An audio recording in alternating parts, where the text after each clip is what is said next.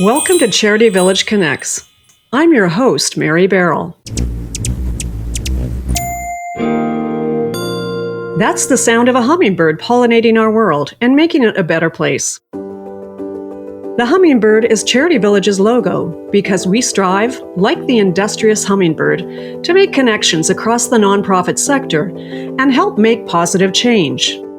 Over this series of podcasts, we'll explore topics that are vital to the nonprofit sector in Canada. Topics like diversity, equity, and inclusion, mental health in the workplace, the gap in female representation in leadership, and many other subjects crucial to the sector. We'll offer insight that will help you make sense of your life as a nonprofit professional, make connections to help navigate challenges, and support your organization to deliver on its mission.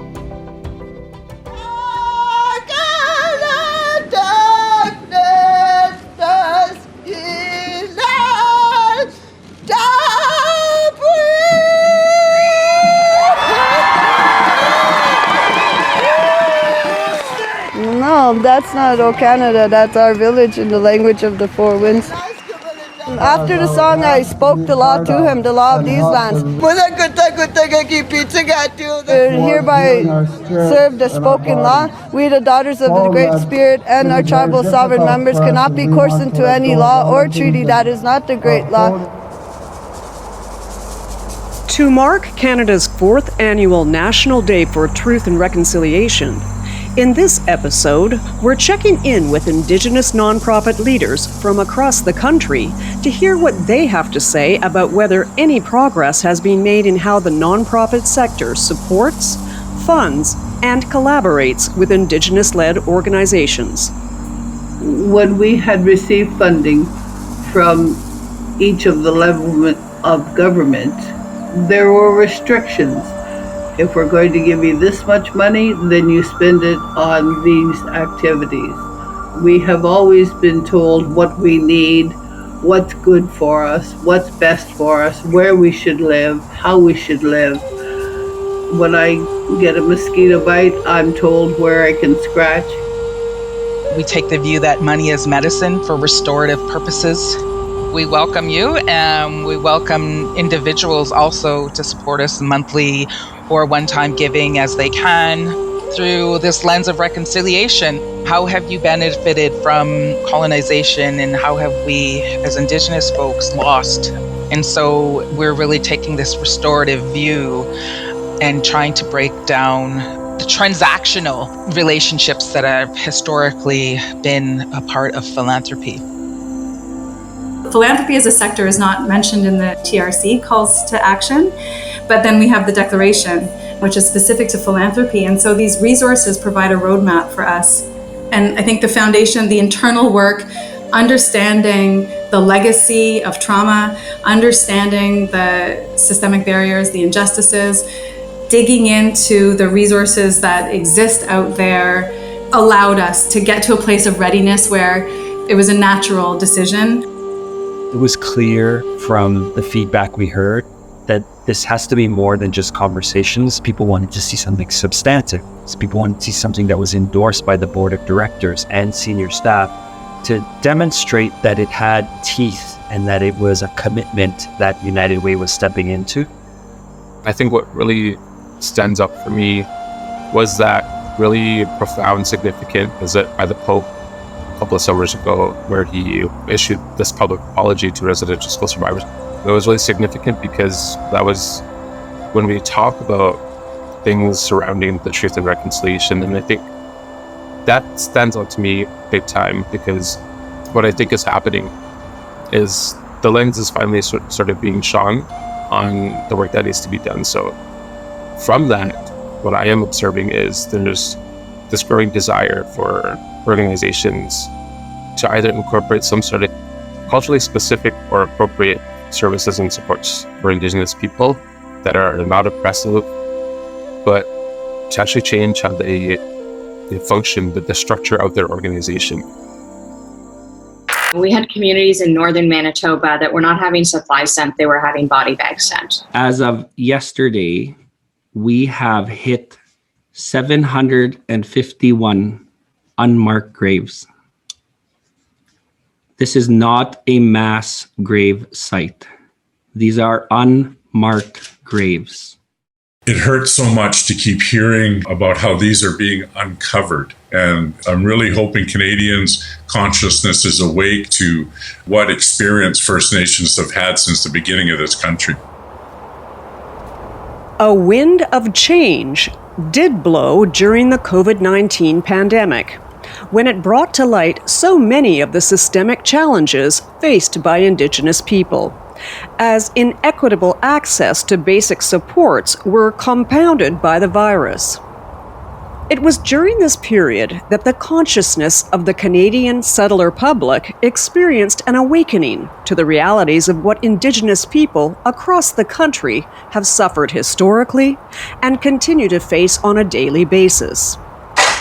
That consciousness was heightened by the shocking discovery of unmarked Indigenous graves on former residential school grounds, providing stark evidence to the testimony given by survivors to the Truth and Reconciliation Commission, which resulted in the 2015 publication of the 94 Calls to Action.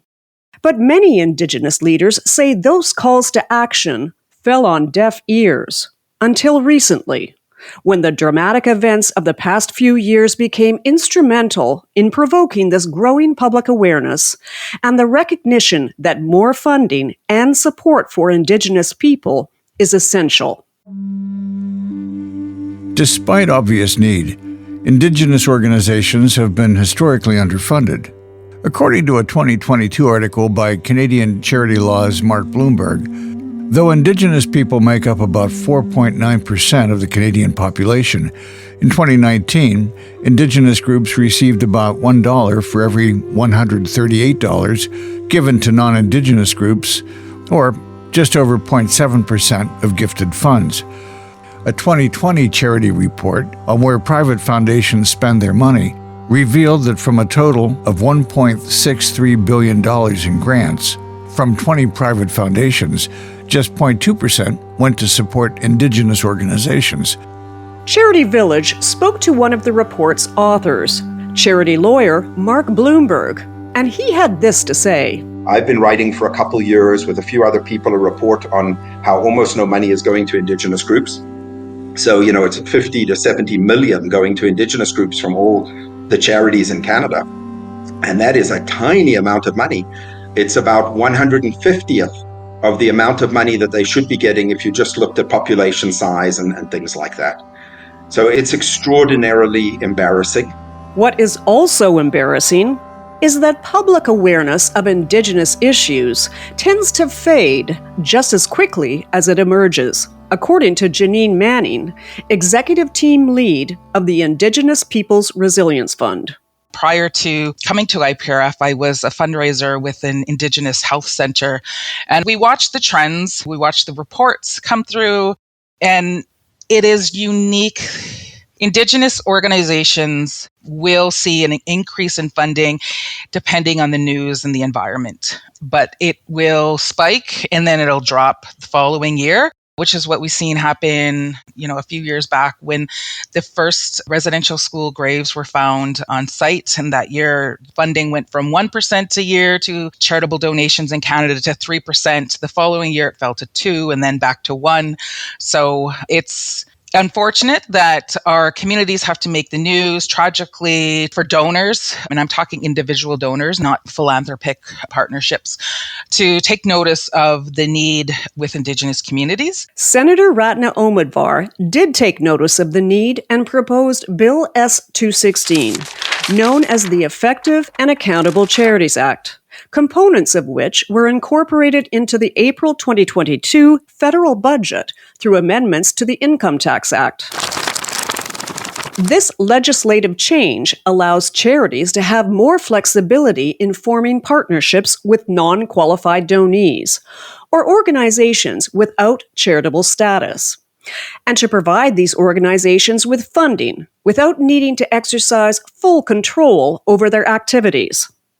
Behind this reform is an intention to reduce some of the historically colonialist structures of the settler managed philanthropist funding system and allow more free and efficient collaboration with grassroots and community-based organizations.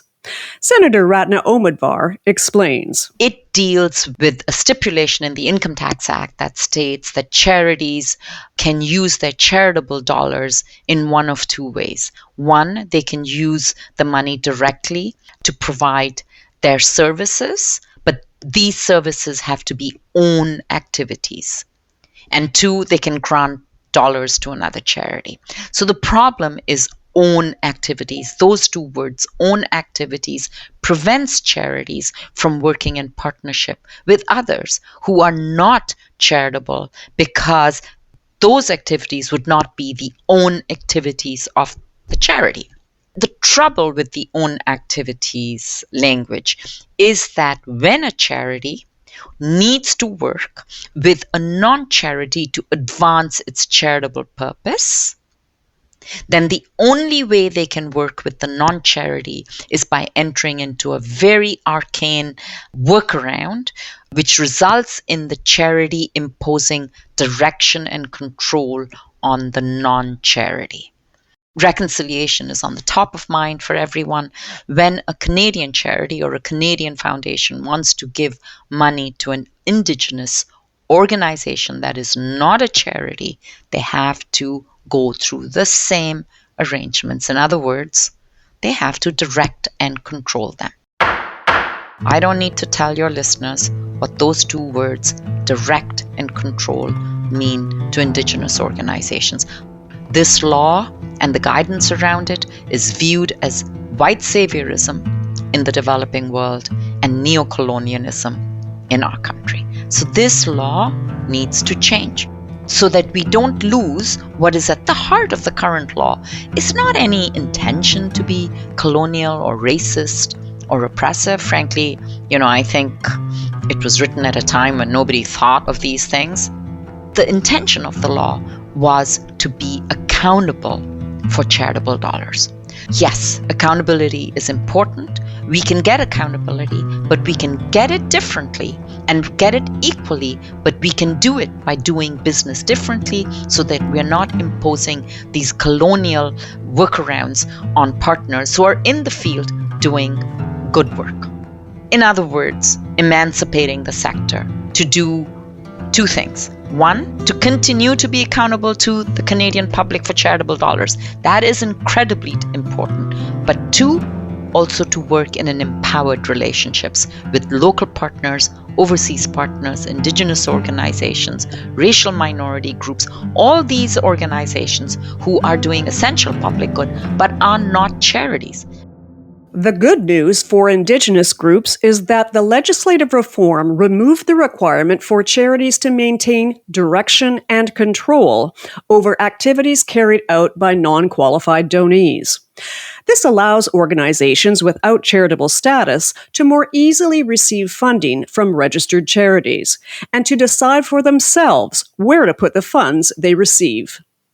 The reform has also acted as a catalyst for the nonprofit sector to explore new ways to support Indigenous communities in, as Senator Omadvar describes, an empowered relationship.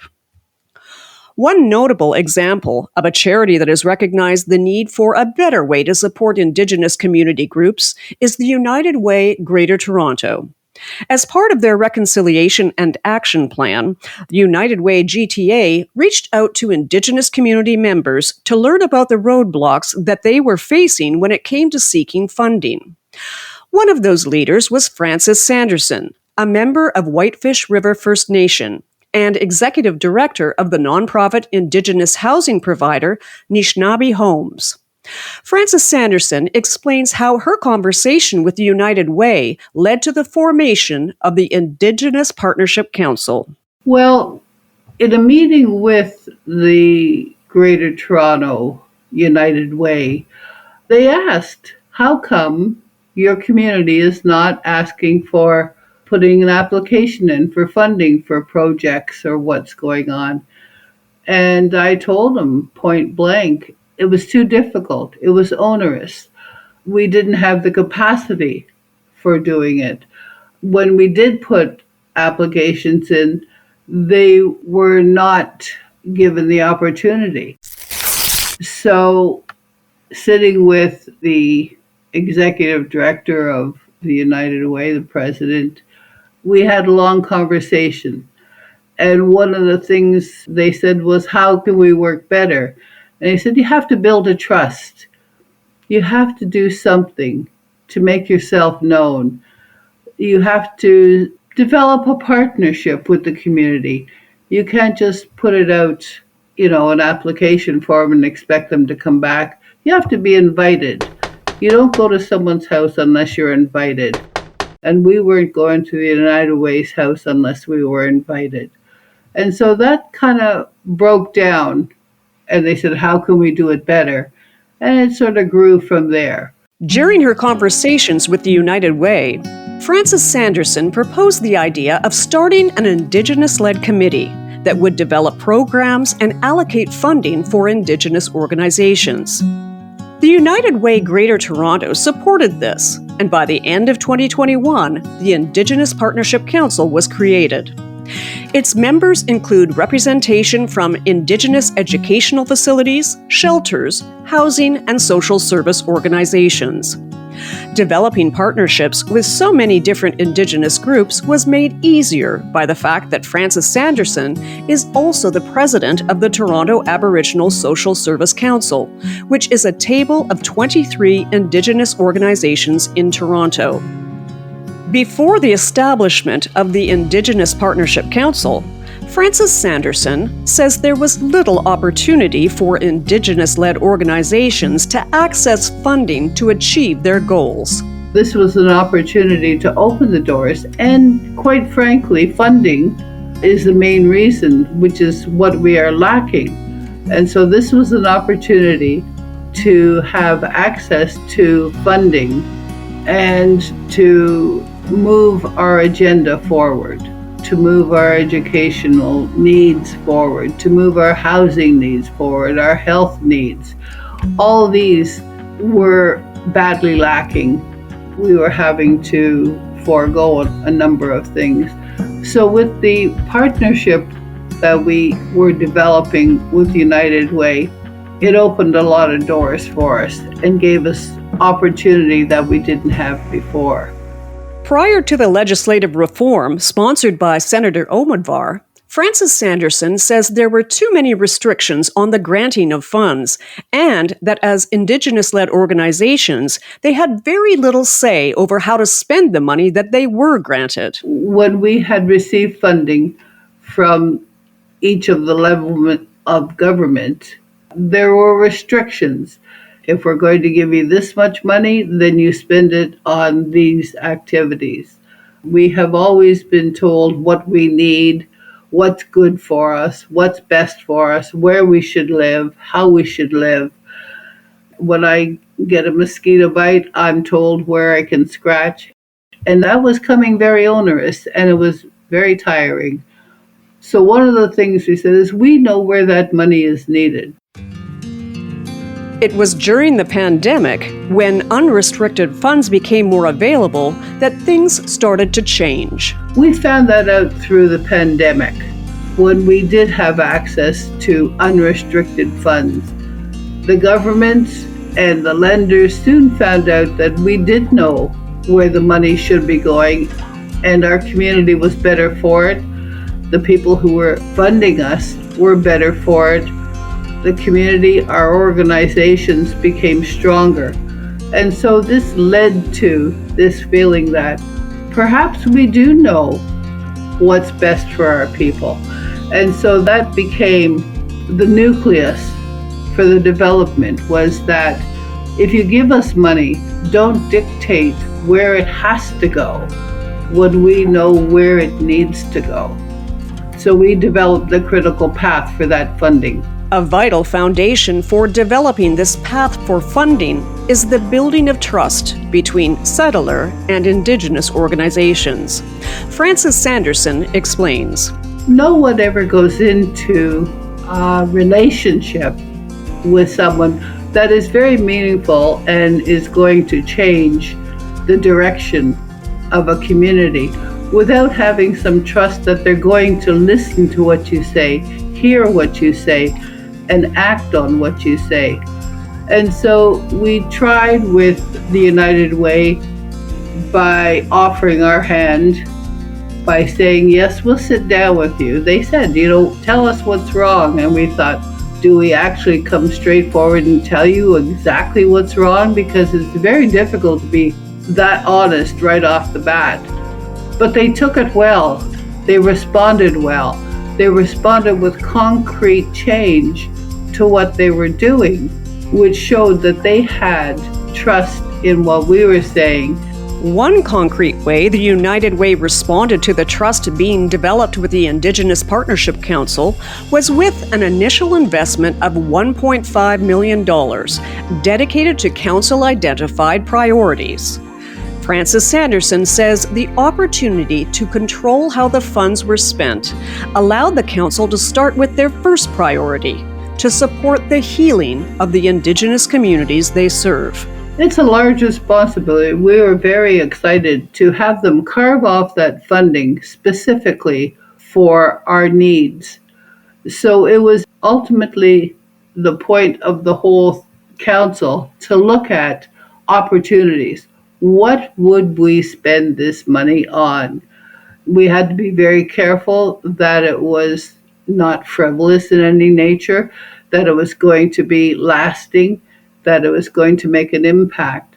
So one of the first things that we had discussed was a healing center. I'm not sure if you or your listeners are aware that there is much baggage. And with the Truth and Reconciliation report that came down, much history that had to be rectified.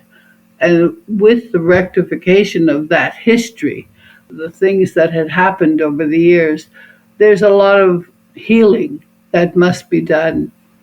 And so developing, and we're still in the process of developing this healing facility, an organization, a place where people can go and get the help that they need. So that's become one of the ultimate goals, is to do that. The Council's second goal is to alleviate the housing challenges Indigenous people face. We also have a huge housing problem that is very difficult to meander through or navigate. There is a great deal of racism when it comes to Indigenous housing. That's not felt by a lot of other organizations or other nationalities. For a number of reasons, we never did develop a neighborhood. Unlike where you can go to Greek Town and run into all kinds of proprietors that service the Greek community, or the real Indian neighborhoods. Frances Sanderson says none of this important work would have been possible without the evolution of the more empowered relationship Indigenous Partnership Council developed with the United Way Greater Toronto. She shares her thoughts on what it takes for settler and Indigenous-led organizations to work together. It's almost like a new language. You're learning something new. You're trying to take on the culture and understand it, while not walking on eggshells, but by being brutally honest. And this is one of the things that we found with the United Way. We said there are no stupid questions. There is nothing that we can't answer and help. We know that the educational side of it is the most important. Seeing it through the Indigenous lens, to see things the way we see it, to understand what we bring to the table, understanding our culture, actually changing the direction of the United Way to understand who we are, where we come from, and what we need. We'd like all the departments to understand what it is we're looking for, what would put us all on a level playing field. And so I think we found that. And it comes from the top down. It comes from the leadership, and it filters its way down to all levels of management and administration at the United Way. One of the United Way leaders who was instrumental in developing the organization's Reconciliation and Equity Action Plan, as well as the Indigenous Partnership Council, was Nation Chong, now Vice President of Community Impact and Mobilization for United Way Greater Toronto. Nation Chong describes his efforts to work better with Indigenous communities and the Indigenous-led organizations, ultimately leading to the establishment of the Indigenous Partnership Council. I'll take you back to 2017. At the time, we were taking an intentional effort to drive diversity and inclusion across the community service sector and all the funded partners that we work with. And at that point, a number of Indigenous leaders of Indigenous-led community services, as a matter of fact, said to us, pause, we are not part of the diversity and inclusion conversation. The relationship with Indigenous communities centers on treaties, centers on land rights, centers on self-determination. And so if you want to have that discussion with us, we need to have a separate conversation that is not under the auspice of diversity and inclusion, but under the auspice of truth and reconciliation. This initial insight led the United Way to hire its first senior manager of Indigenous collaboration to help them accomplish two objectives. 1, deepen their relationship with Indigenous leaders in the Greater Toronto Area, and 2, map out key priorities to start thinking about how to invest and do research and public policy differently. Then the pandemic hit, and immediate community needs took over, bringing all strategic planning to a halt. And United Way Greater Toronto received another important message from leaders of the Indigenous community, as Nation Chong describes. At that juncture, some of the senior leaders of Indigenous-led community services approached United Way, engaged our CEO and said, let's start over. It's great that you have staff, but we need something broader. We need a deeper relationship with United Way that isn't just about allocating dollars to community services, but thinking through together, hand in hand, what the big picture is for a growing population of urban Indigenous folks who span First Nation, Métis, Inuit, etc. This act of thinking through together and working hand in hand was manifested in a gathering at Evergreen Brickworks, where about 8 leaders of Indigenous community services came together representing Toronto, Peel, and York region. On that day, everything shifted. A different tone was set. We ensured that our CEO, Danielle Izanari, was there. We also ensured our board of directors, our board chair was there, Dr. Pato Campo. And that was important because it signaled to the community that this commitment to work differently, to step into our responsibilities as a philanthropic organization to address truth and reconciliation was all the way through the organization. This wasn't just a senior manager showing up. This was the CEO, this was the board chair and senior staff showing up for this important conversation. And the first conversation was about truth telling. And it was a leader in a very emotional opening who said, whatever we do from this point forward, whatever we say from this point forward, has to lead to self-determination. If it does not lead to self-determination, we're heading down the wrong path.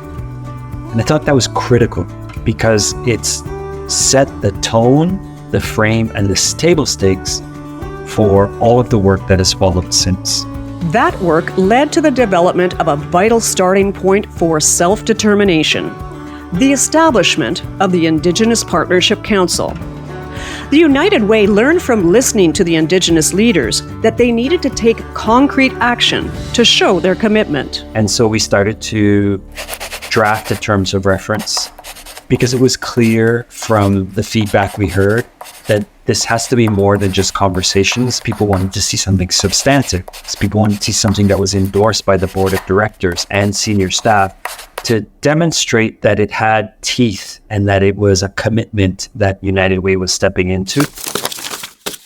And so the staff were tasked to build that terms of reference and to vet it with the members of the forming Indigenous Partnership Council. Once the terms of reference were vetted, The United Way Greater Toronto further demonstrated their commitment through a significant allocation of funds. Nation Chong explains. The United Way earmarked $1.5 million to the full governance of the Indigenous Partnership Council, again, to demonstrate unequivocally the commitment to self-determination. And so the IPC has full governance over that 1.5 million, in addition to increased investment through our regular funding streams, which is our programming and our anchor funding stream. And the group honed in on building a healing lodge, an Indigenous-led healing lodge that would bridge clinical services with cultural healing practices and cultural restoration for Indigenous folks across Peel, York, and Toronto. So now we have a vision, we have an objective. We've got $1.5 million. I asked Nation to describe the ways in which the United Way Greater Toronto tried to work differently with the Indigenous Partnership Council than it had in the past. The simplest way to describe that is to say that when we sat with the council, because of historical relationships and because United Way holds the purse string and is often the power broker in the space, intentional or otherwise, it kind of default to a particular dynamic. And so we had to be explicit and intentional that we wanted to change that dynamic.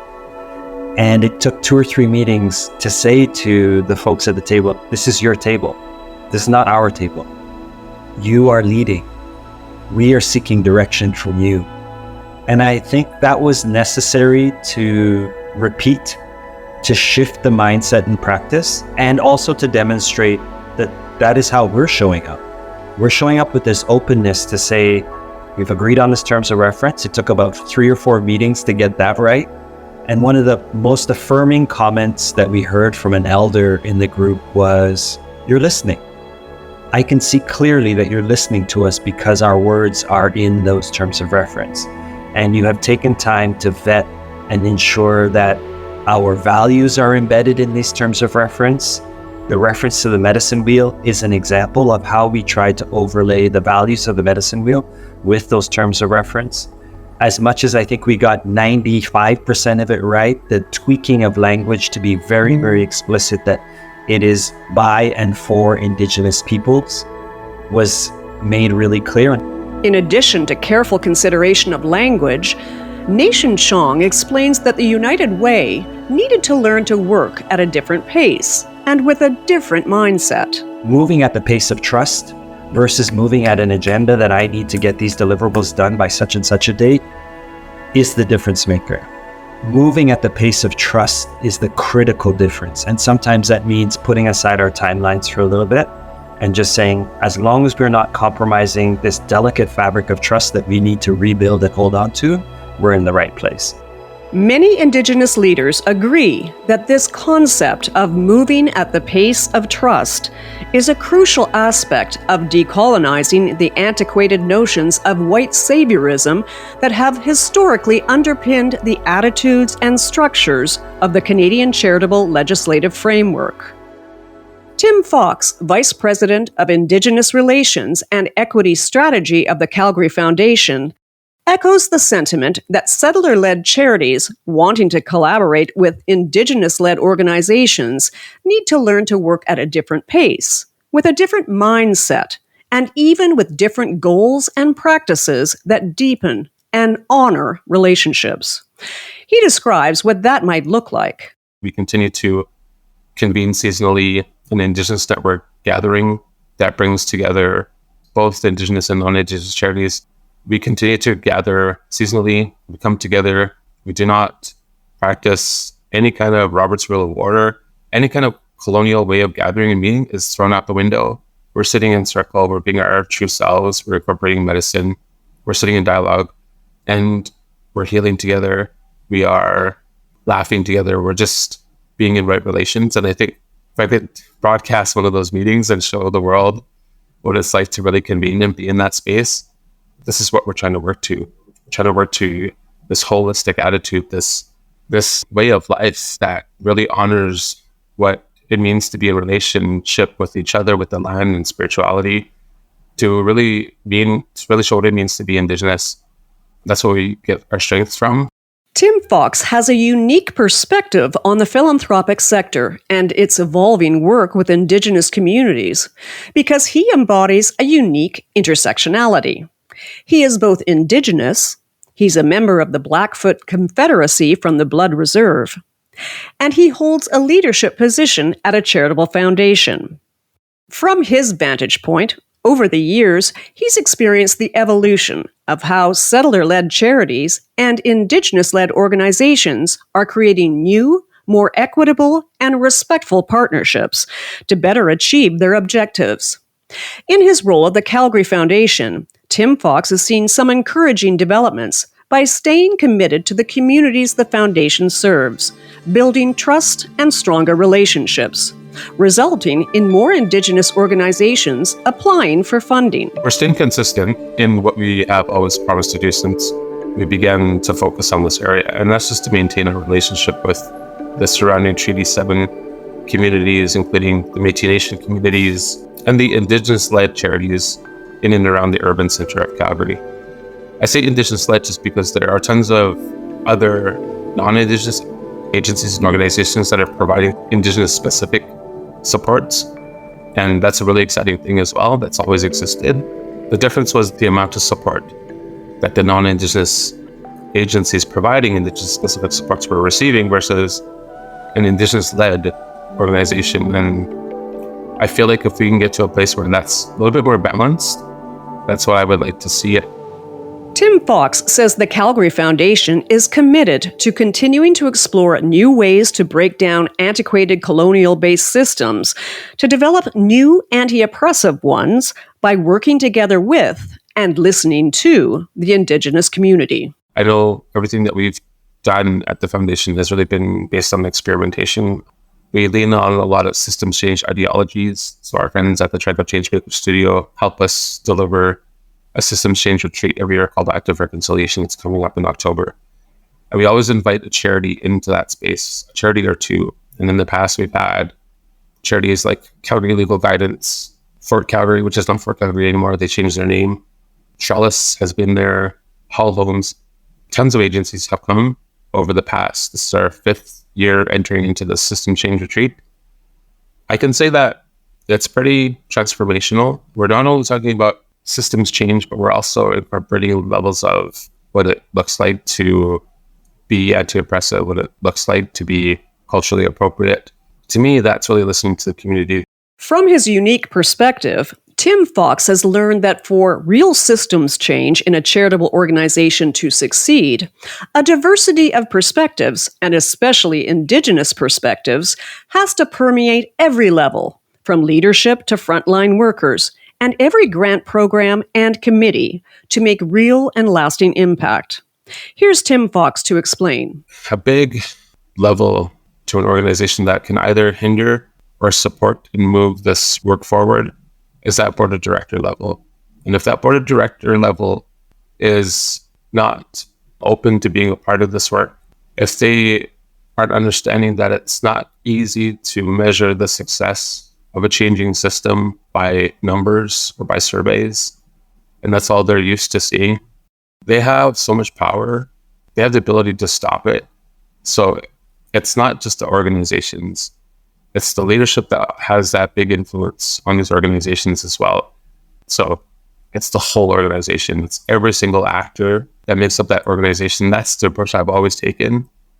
I was in the beginning asked, do you want to start your own specific Indigenous fund? Do you want to create your own Indigenous grants committee? And I said, no, like that's siloing the work.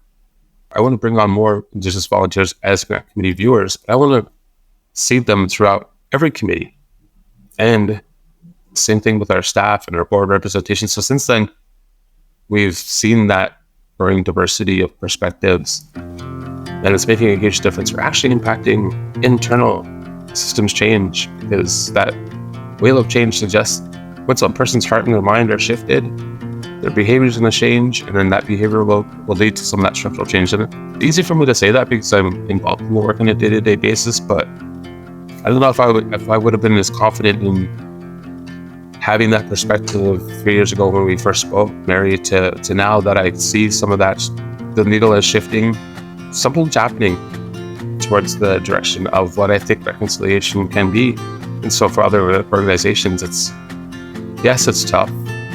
Yes, it requires resourcing. But really, when it comes down to it, what is stopping you? What is stopping you? This is a question that I would encourage people to ask.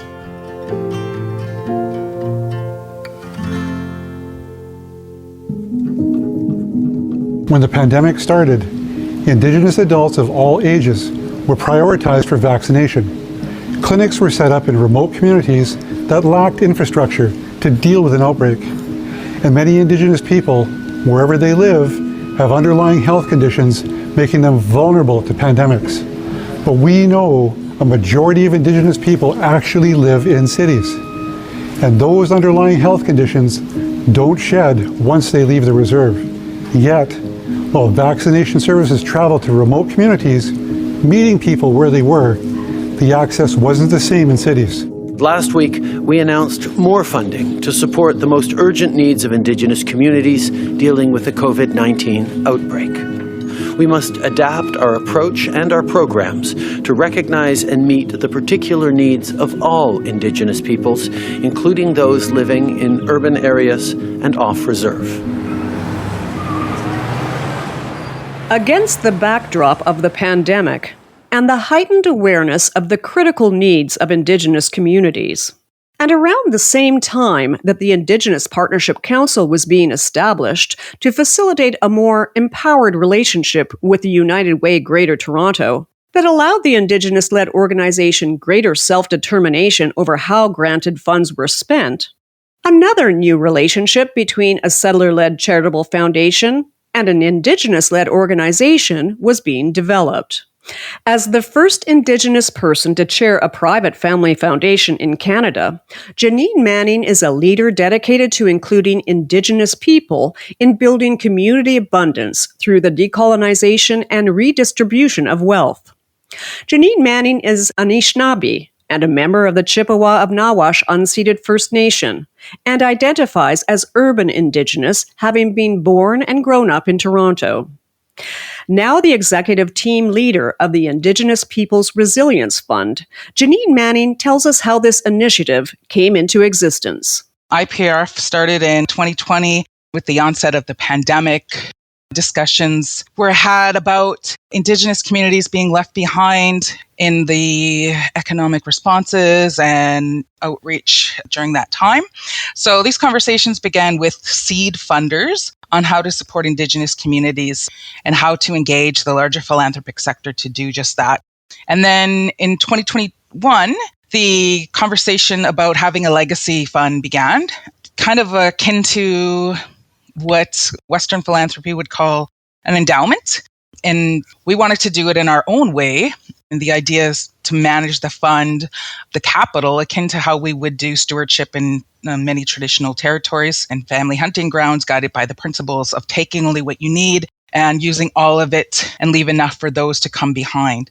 In 2022, the Indigenous Peoples Resilience Fund received its charitable status and developed their first strategic plan, with a direction to meet communities where they were at, through a trust-based philanthropy approach.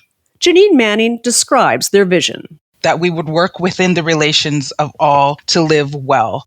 This really acknowledges that Indigenous communities are not homogenous. We don't take a pan-Indigenous approach. We recognize that from coast to coast to coast, every Indigenous community is unique.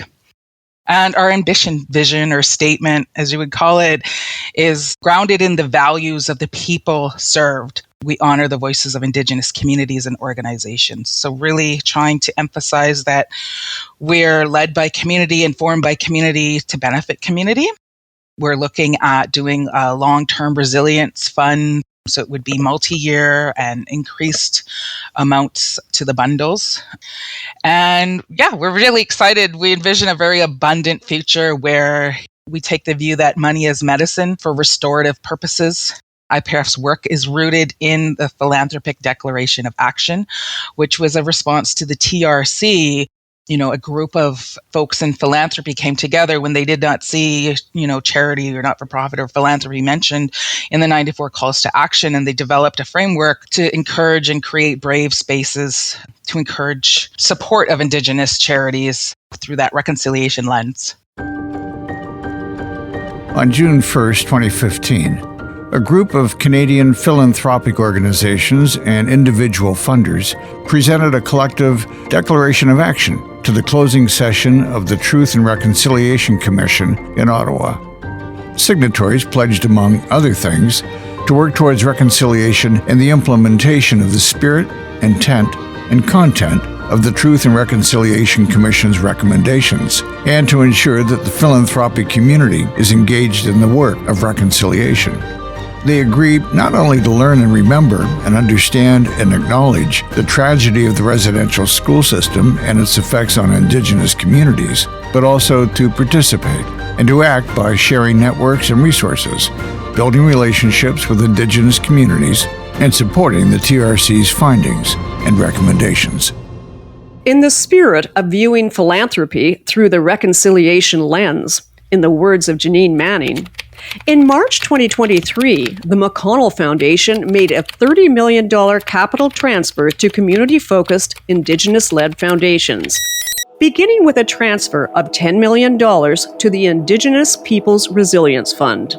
Janine Manning explains what was so important about this asset transfer. That was a huge leap of faith or leap into trust-based philanthropy to have our philanthropic partners trust that we as Indigenous folks working in the philanthropic space were in tune with communities and that they had trusted us to steward this support on their behalfs.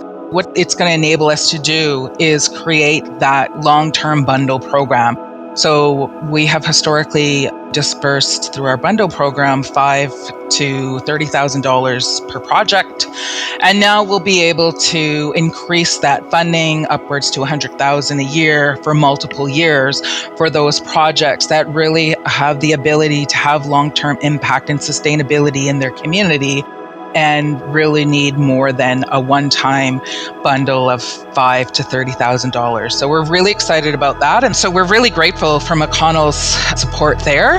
It's a multi-year support. So for us, it's a very historical time in that it represents growth, I think, for us as an organization and for the community members that are going to benefit from it. Jane Rabinowitz is the McConnell Foundation's Chief Executive Officer, and she describes what led to the Foundation's work with the Indigenous Peoples Resilience Fund. In March, 2023, we celebrated 20 years of working in reconciliation. So 20 years since McConnell made its first grant, and that was to the First Nations Caring Society. And so it's been a long journey, and it's a journey of relationship building, of learning, of granting, of investing. So really, across the whole organization, our staff, our board, has led us to make reconciliation one of our three main granting focus areas. And also that led us to make the commitment of a $30 million capital transfer to Indigenous-led community foundations. So we made that overall commitment in 2023 with a first specific commitment of $10 million to the Indigenous Peoples Resilience Fund. Jane Rabinowitz explains what was important about the Foundation making the contribution as an asset transfer. I think the Foundation for a while has been committed to using all of our levers for impact, and an asset transfer is a new one. So it's not an impact investment, it's not a grant, it's really about shifting resources from our endowment into the endowment of Indigenous-led organizations. And having an endowment, we know that gives us agency. So our board has the agency to decide how that money is allocated in community.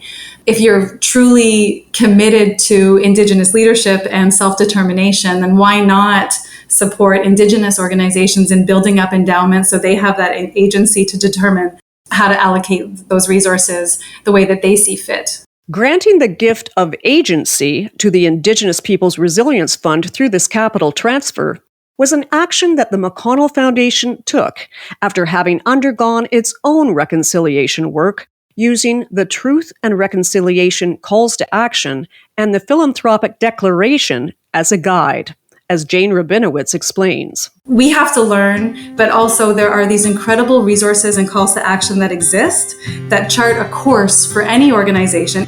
Philanthropy as a sector is not mentioned in the TRC calls to action, but then we have the declaration, which is specific to philanthropy. And so these resources provide a roadmap for us.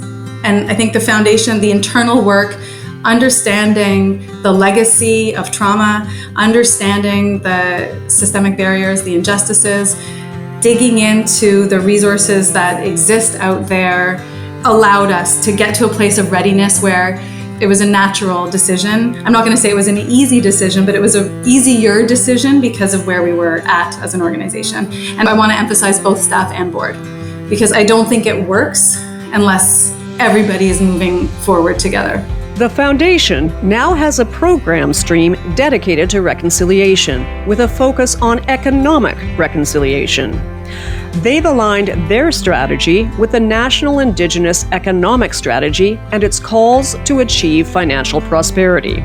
And their funding strategy is based in supporting Indigenous-led organizations. In 2023, we developed partnerships with 12 organizations. We continued or renewed partnerships with 27 organizations. So we work with 39 partners now in our reconciliation focus area. And in 2023, allocated over $7 million to that work. So again, it's one of our core areas of work, working with partners coast to coast to coast. Meanwhile, Janine Manning is hopeful that the Indigenous Peoples Resilience Fund will meet its goal of raising $50 million by next year and $250 million within the next 4 years. IPRF has developed a capitalization strategy that has so far $15 million in capital commitments, and we will raise $50 million in 2 years. And hopefully, fingers crossed, and I have the utmost confidence in my team, we will raise $250 million in 5 years. So hopefully after 5 years, the fund becomes self-sustaining just through the interest generated alone, and will be less dependent on partnerships. And we can focus more on community and developing the bundle programs that they need. Though the long-term fund, as we call it, which would be traditionally known as an endowment fund in Western philanthropy, is really based on the principle of looking 7 generations ahead. IPRF wants to be around and support that journey for communities, so we have a really long view. And I think it's important to mention that IPRF represents a new way of thinking and doing in the sector regarding our approach to building and sharing capital. So we have always given out well past the disbursement quota. This year alone, even though we have paused to reflect halfway through the year, we have dispersed 10%. In previous years, it's had been like 40%. So our strategy is also important. We want to improve how money is viewed. So we want to apply that money as medicine model and bring our partners on a restorative journey through their partnership with us. Janine Manning says that any organizations or individuals out there who have an interest in contributing to or partnering with the Indigenous Peoples Resilience Fund should just go ahead and reach out. I think folks are so interested in the model that we're developing and working on and working with communities that folks have really been responsive and just reached out to say, I want to be involved and how can we support? And they want to be a part of our journey. So yeah, just reach out. We're really built upon resilience. And so we want to have resilient partnerships also.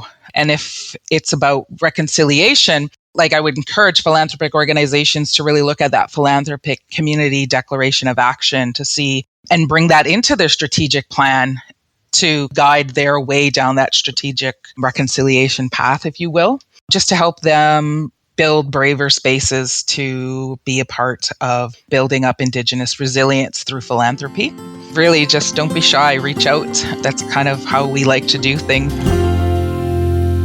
Settler-led organizations don't always know how to create community or spaces for learning in collaboration with Indigenous-led organizations and communities. But it's fundamental to get it right. Nation Chong advises other settler-led organizations to start by doing their homework. It's always important to demonstrate that you've done your homework, like asking questions that have been answered 20 times and you can go on YouTube and get the answer is usually received as disingenuous effort. because it appears as you're not lifting what you can lift and then showing up to say, what more should I learn? What more should I understand? Go and learn that information and show up. That's the starting point. Tim Fox reiterates this point about it being crucial that non-Indigenous people do their own learning and be mindful of just who's doing the heavy lifting in the exchange of knowledge with Indigenous peoples. How is it that what we're giving you in terms of our knowledge, how are you mobilizing that? We talk about this notion of knowledge extraction versus knowledge mobilization. And I'm really vocal about this, that if you're inviting us into these spaces, simply to increase your level of understanding, you're being no less extractive than efforts before you. And I'm talking about the extraction in land, extraction in resources, extraction in children. You know, it's what you do with that knowledge that really makes a difference. And that's, to us, that's knowledge mobilization. Jane Rabinowitz agrees that settler-led charities have to do the hard work of educating themselves. But she emphasizes the resources are right there, publicly available, in the calls to action of the Truth and Reconciliation Commission and the Philanthropic Declaration. It's a matter of willingness to take action and be open to learn. Yeah, I mean, I talked about the journey, and I think sometimes, you know, our society, we've been facing a number of reckonings recently, and in that context, prompts you to want to act really quickly to address or redress historical and contemporary injustices, but it's more important to build up knowledge and relationships and impact over time. And so, you know, you have to pay attention to the calls to action of the Truth and Reconciliation Commission, the Philanthropic Declaration of Action. For us, we focus on economic reconciliation, so there's now the National Indigenous Economic Strategy. Both the Indigenous Partnership Council's collaboration with United Way GTA and the Indigenous Peoples Resilience Fund asset transfer from the McConnell Foundation demonstrate that settler-led and Indigenous-led organizations can work together in a new way to promote trust-based philanthropy in empowered relationships grounded in principles of self-determination, trust, and respect. We began this episode with an overview of the objectives of Senator Omidyar's Bill S-216 that was enacted as part of the federal budget to break down the antiquated colonial structures that hindered the ability for charities to grant funds to non-charities that, in Canada, include many grassroots community-based organizations on the front line working to support Indigenous communities. I asked our guests whether the legislative reforms have had an overall impact on increasing the amount of funding for Indigenous-led organizations. Here's Janine Manning of the Indigenous Peoples Resilience Fund with her perspective. It may be a little premature to decide whether it is. I do know that many philanthropic peers are still a bit intimidated, I think, to amending their programs to allow for non-qualified donees. And beyond the non-qualified donee status is the barriers that many philanthropic organizations and public granting, many barriers they put up with their application and reporting process. It's very intimidating for groups of volunteers, which is often what non-qualified donees, they just don't have the time, capacity, or experience to do such things. Part of Janine Manning's work on the decolonization and redistribution of wealth has been to work in the non-Indigenous spaces, such as at Ontario Trillium Laidlaw Foundation, to try and take down the grant application barriers.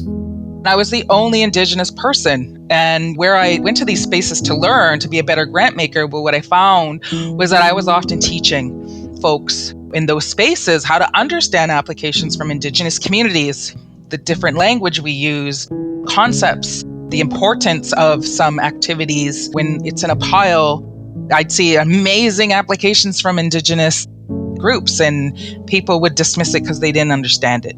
And it's really hard to compare Indigenous applications to mainstream applications that are coming in from urban centers or whatnot. So yeah, I found that these spaces of power, really, reviewing applications or being on the board, They really need to be inclusive of the community members you're serving.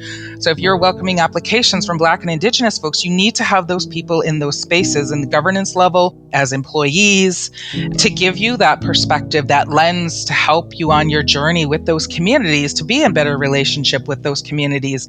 Tim Fox of the Calgary Foundation agrees it may be too early to know if legislative reforms will have a substantial impact on increasing funding for Indigenous communities. But he's hopeful it will, and is seeing encouraging signs. But at the end of the day, he emphasizes it's up to the charities and foundations, and encourages them to keep the dialogue going that will raise awareness and drive change over time. I'm hopeful that it will. I think it's too early to tell right now. The legislative changes that have occurred are now in the hands of the organization, so they have to restructure their own processes, which is something that we're also doing. So it's too early to tell if that change has made a significant difference. What I do know is that just by the fact that there's other foundations reaching out and have this area of focus and interest is exciting to me. It's promising.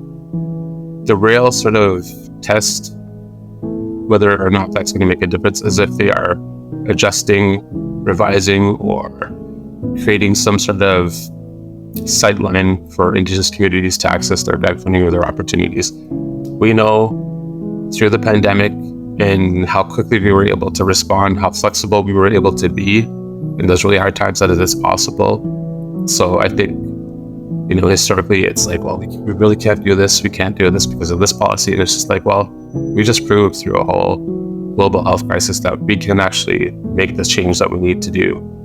And so it's really through podcasts like this, it's through conversations like this, through dialogue like this, that we really have to push that and have them realize, no, there is something that you can do. What is stopping you is this unconscious bias for whatever reason, if they're not doing anything. But I don't really see that blatantly happen. I see more of an upswing, and I see more support or interest in supporting, which is then leading to behavioral change, which is then leading to, okay, we need to change this application process. It's kind of problematic. Overall, it's incremental, but when you want to do things right, I think you need to take the time and you need to involve the community as well. Frances Sanderson of the Indigenous Partnership Council agrees that creating dialogue to share the strategies and approaches discussed in this episode and adapting them to your own organization is a great way to start to develop a new, empowered, and equitable relationship with Indigenous communities, as long as you include the basic ingredients of trust building, learning, equity, and respect. It's kind of like having your mother's recipe for, oatmeal cookies. That's a good recipe and it works and everybody likes it. But there's nothing that says you can't put raisins in them. There's nothing that says you can't alternate. The basic cookie dough is there.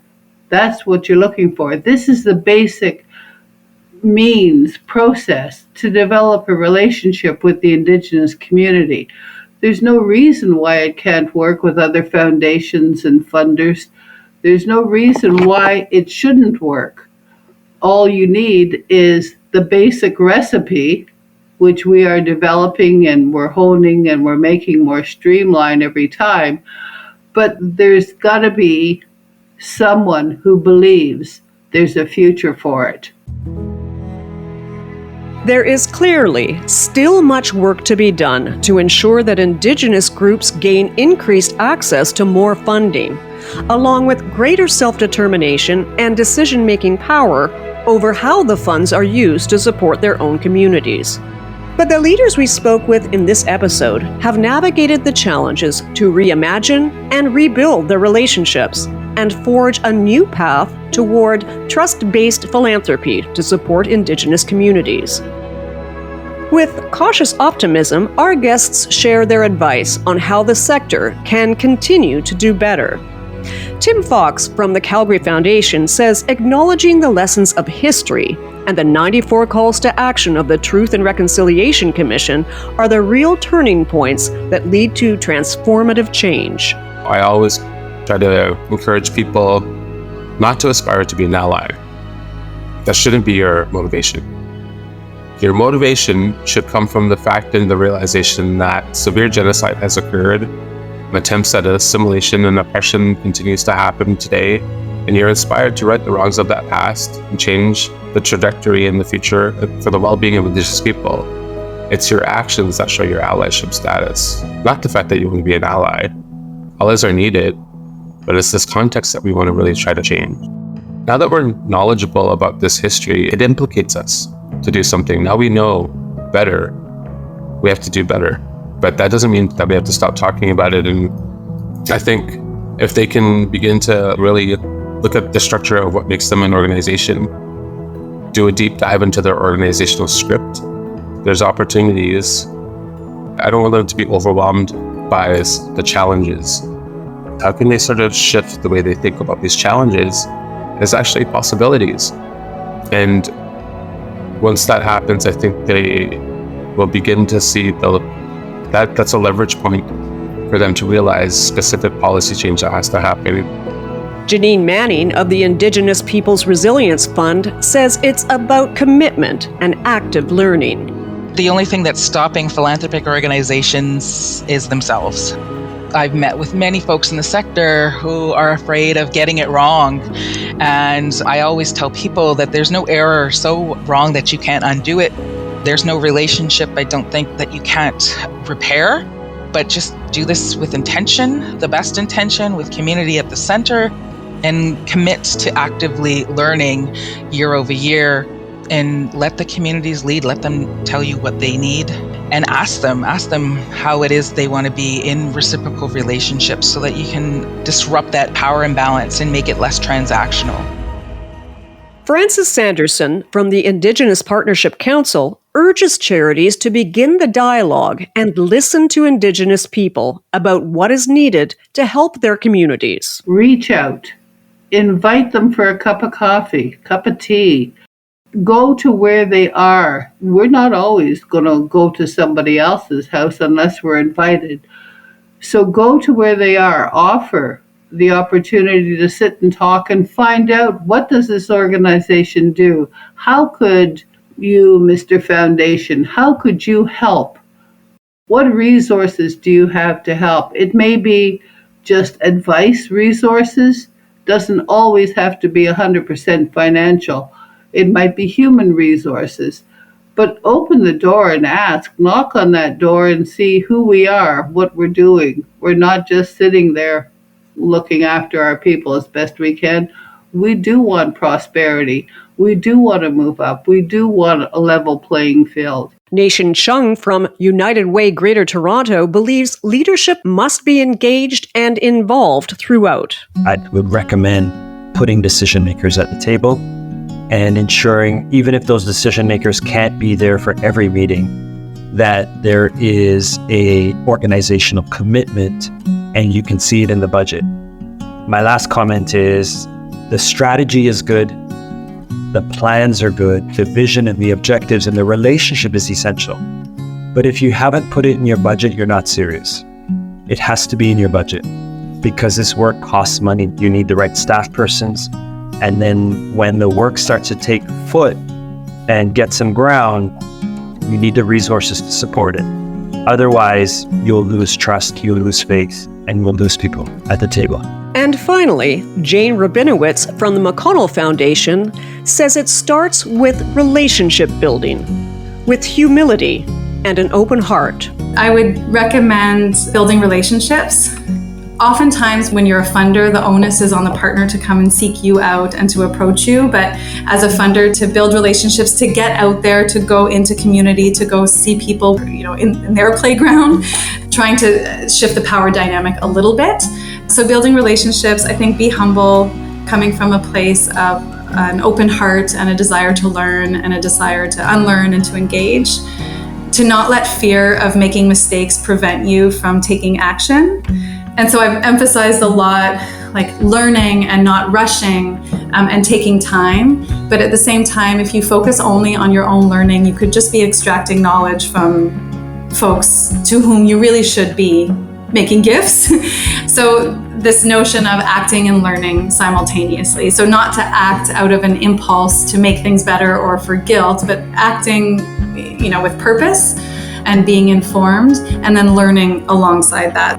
And then the last piece I would say is to consider your spheres of influence and all of your levers for change. So it's not just granting, it's not just investing, it's not just a capital transfer, it's also voice, it's also influence, it's also opening doors. So it's really looking at all of your levers to change and putting them to work. I'd like to thank all of our guests for joining us and sharing their wisdom, lived experiences, valuable insights, and advice to help nonprofit organizations on their reconciliation journeys towards better, more equitable, and respectful ways to support Indigenous communities. Be sure to visit our website and our show notes for more information on the resources, reports, and programs mentioned in this episode. If you'd like to hear more of what our guests have to say, check out their full video interviews on our website. Charity Village is proud to be the Canadian source for nonprofit news, employment services, crowdfunding, e-learning, HR resources and tools, and so much more. Please take a moment to check out our website at charityvillage.com. In our next episode, creating accessible workplaces in the nonprofit sector.